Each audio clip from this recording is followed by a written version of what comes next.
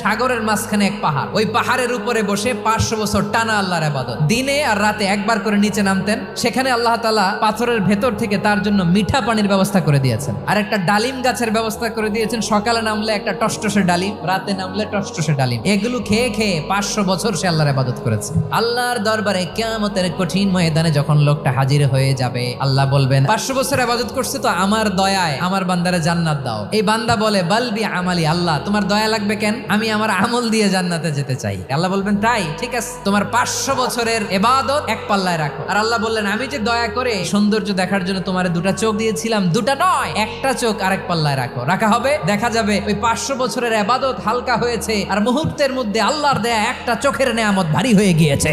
ফলাফল দেখো, হিসাব বলে তুমি এখন জাহান্নামে যাবা, যাও এবার জাহান্নামে যাও। এবার লোকটা কাচুমাচু করে বলে আল্লাহ এবার আমি বুঝতে পেরেছি তোমার দয়া ছাড়া দুনিয়ায় কেউ জান্নাতে যেতে পারবে না।